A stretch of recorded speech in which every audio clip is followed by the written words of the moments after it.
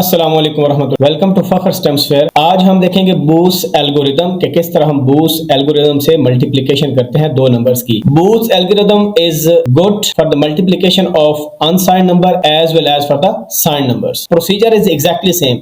फर्क सिर्फ ये है कि जो साइंड नंबर्स होते हैं हमारे पास उनमें हमने टूज कंप्लीमेंट लेना होता है। फॉर एग्जांपल अगर आपको मल्टीप्लायर नेगेटिव वैल्यू गिवन है तो you have to use only two's complement of that number. तो हम बूस एल्गोरिथम को टेस्ट करते हैं आज के केस में 7 मल्टीप्लाई बाय 3। तो ये हमारा मल्टीप्लिकेंड है and this is multiplier and we know the result 21 आना चाहिए। और 21 की जो बाइनरी वैल्यूज है वो हमें, अगर हमारे पास अज्यूम हम करेंगे कि ये 4 बिट्स में है, ये भी 4 बिट्स में है, तो 21 को हम 8 बिट्स में लिखेंगे। तो कैसे लिखते होते हैं? 16 के लिए अगर इसके फैक्टर देखें तो 16 + 5 21 होता है। 16 के लिए 1 आ गया, 8 के लिए 0 और फिर 4 के लिए 1, 2 के लिए 0, 1 के लिए 1 और पीछे 3 zeros लगा देंगे। तो ये बाइनरी इक्विवेलेंट है आपके 21 का। हम बूस्ट एल्गोरिथम यूज करेंगे, इसका आंसर भी सेम आना चाहिए। पहले क्विकली एल्गोरिथम को गो थ्रू कर लेते हैं। तो यहां पर देखें हमारे पास ए क्या है, एक्यूमुलेटर है, उसको 0 से इनिशियलाइज करना है।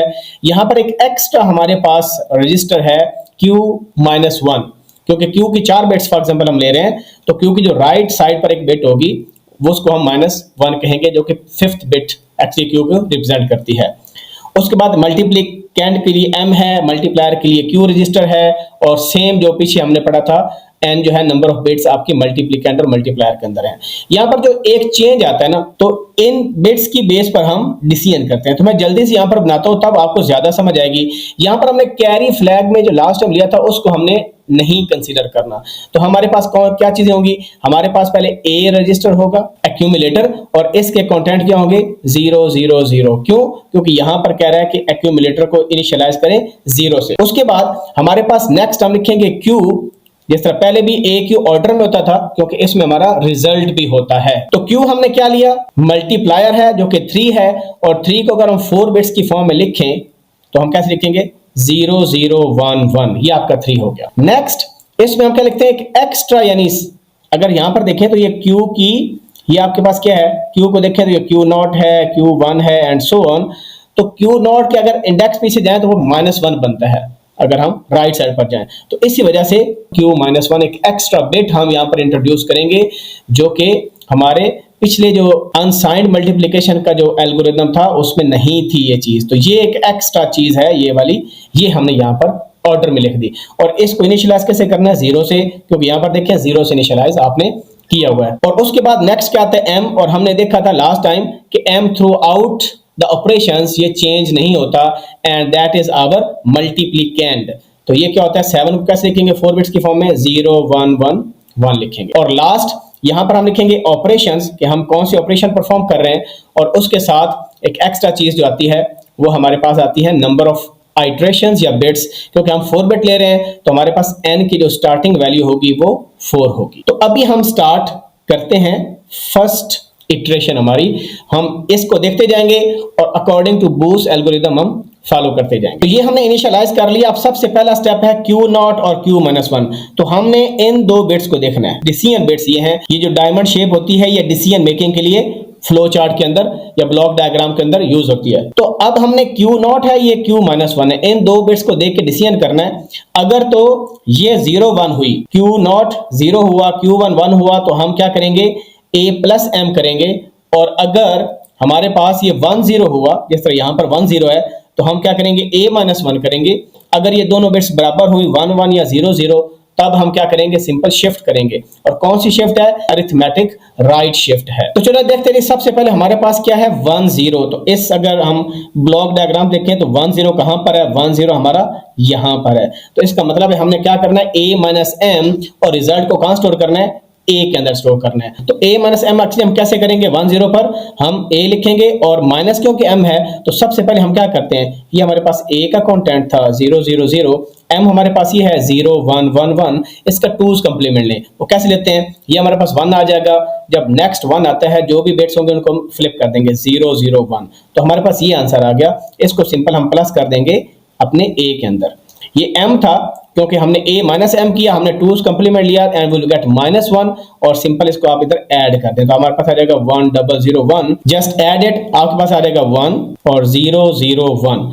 ये हमारा आंसर आ गया और इसको 1001 को कहां स्टोर करना है? नेक्स्ट इटरेशन के अंदर। यहां पर हम लिखते हैं 1001। तो यहां पर जी एक नीचे हम लिख रहे हैं 1001 और q विल स्टे सेम 0011 और ये q -1 है और ये m हमारा हमेशा सेम रहेगा, चेंज होगा। ऑपरेशन हमने क्या परफॉर्म किया है? हमने a minus m operation perform किया है और आंसर को कहां स्टोर किया? हमेशा a में करते हैं।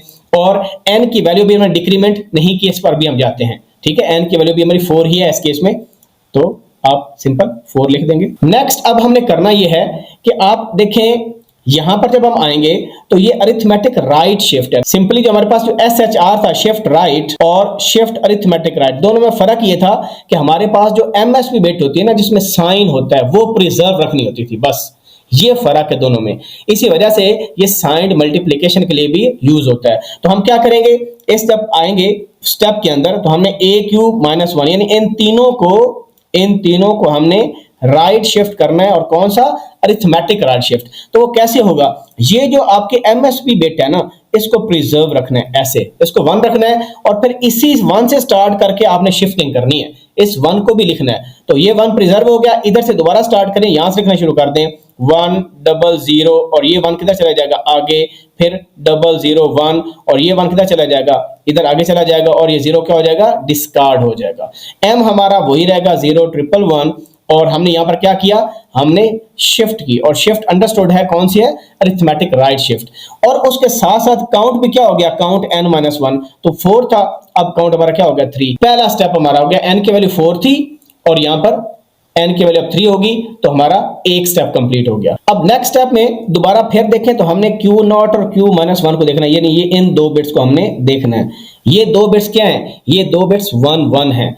तो 1 1 देखें, जब आपका 1 1 आता है तो हम क्या करेंगे? सिंपल अरिथमेटिक राइट शिफ्ट ही परफॉर्म करेंगे और साथ n को क्या करेंगे? डिक्रीमेंट। तो हम कैसे शिफ्ट करते हैं? ये जो साइन बिट है इसको एज इट इज लिखेंगे 1 और यहां से स्टार्ट करेंगे इस 1 से, तो इधर से लिखना शुरू कर दें 1 1, यहां पर 1 1 0 और ये 0 आगे चला जाएगा और फिर यहां से 100 और ये 1 किधर चला जाएगा? यहां पर चला जाएगा और m हमारा वही है, कोई फर्क नहीं पड़ा।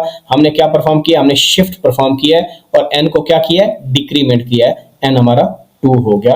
That's it. और तब तक करना है जब तक काउंट 0 नहीं हुआ, काउंट अभी 0 नहीं हुआ, इस वजह से हमारा ये स्टेप नंबर 2 भी हो गया। अब नेक्स्ट स्टेप के लिए देखें Q0 की ये वाली बिट क्या है? 0 और Q-1 क्या है? 1। तो 0 1 चेक करें, यहां पर हमने क्या करना है? हमने a+m करके आंसर को a में स्टोर करना है। तो a+m करते हैं जी। a में हमें अभी क्या पड़ा? ये a वाली बिट्स हैं, हमारे पास क्या है जी? 111 0 है और m में क्या पड़ा है? 0 111, तो हम इधर ही ऐड कर लेते हैं, बाद में इसको इरेज कर लेंगे। आप साइड पर भी कर सकते हैं।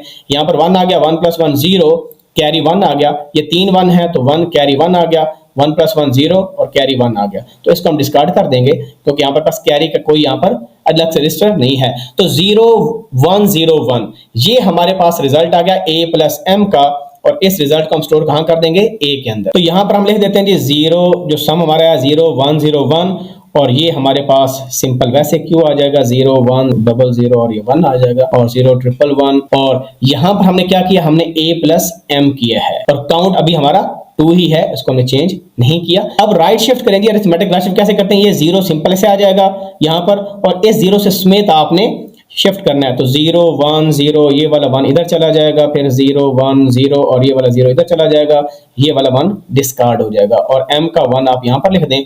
और हमने क्या किया? शिफ्ट किया और साथ n हमारा क्या हो गया? 1 कम हो गया। तो ये हमारा नेक्स्ट स्टेप भी हो गया। n अभी देखें n 1 है, तो इसका मतलब है हम क्या अभी दोबारा स्टार्ट करेंगे क्योंकि n जब तक 0 नहीं होगा हम सेम प्रोसेस को रिपीट करेंगे। यहां पर देखें जी क्या है? यहां पर हमें 0 0 मिल रहा है, Q0 भी 0 है और Q-1 भी क्या है? 0। तो हमें पता है 0 0 पर सिंपल क्या करनी है? शिफ्टिंग करनी है। तो शिफ्टिंग करें जी, इस 0 को प्रिजर्व कर लेंगे, वैसे आ जाएगा 0 और इधर स्टार्ट करेंगे 0 0 1, ये 0 इधर चला जाएगा, 0 1 0 1 और ये 0 इधर आ जाएगा और ये वाला 0 डिस्कार्ड हो जाएगा, 0 111 और हमने क्या किया? हमने शिफ्ट किया और n की वैल्यू भी क्या होगी? डिक्रीमेंट। तो ये हमारा लास्ट स्टेप हो गया क्योंकि n की वैल्यू क्या होगी 0। अब हम रिजल्ट को देखते हैं। हमारा रिजल्ट कहां पर है जी, रिजल्ट a और q के अंदर है। तो ये 8 बिट्स पहले हमने सेलेक्ट करनी है, इसको यूज आपने नहीं करना। तो इस रिजल्ट को चेक करें और कंपेयर करें। ऊपर देखें 0001 0101, तो यहां पर आप देखें 0001 0101, तो ये एग्जैक्टली सेम 21 बनता है। कैसे 21 बनता है, ये हमारे पास 1 है, 2 वाला 0 है, फिर 4 है, +4 +8 वाला 0 है और 16। तो हमारे पास अगर आप सिंपली इनको ऐड करें एंड वी विल गेट 21। तो ये मल्टीप्लिकेशन हमने अनसाइंड नंबर की कर ली, जिसमें हमने 7 × 3 किया, लेकिन बूस्ट एल्गोरिथम को यूज किया। अब साइन नंबर में फर्क सिर्फ ये है, अगर हमें साइन नंबर करना है, लेट्स सपोज हम करते हैं 7 × -3, ये हम आपके पास लेट्स सपोज m है और ये हमारा q है। तो हम सिंपल क्या करेंगे, फर्क सिर्फ यहां पर आएगा कि ये जो -3 है ना, इसकी 2's कंप्लीमेंट की वैल्यू लिखनी है। यानी अगर 3 को देखें आप तो 3 क्या बनता है, ये बनता है, और इसका 2's कंप्लीमेंट लें, ये 1 आ जाएगा 0 1 1। ठीक है, तो ये हम यूज करेंगे इंस्टेड ऑफ यूजिंग 0 0 1 1। यहां पर आप देखें ना कि 0 0 1 1 की जगह आपने सिंपल क्या यूज करना है, 1 1 0 1। Rest of the procedure is exactly same. तो ये आपका बूस्ट एल्गोरिथम है, और इंशाल्लाह मैं एक नेगेटिव नंबर लेकर उसको भी मल्टीप्लाई कर दूंगा।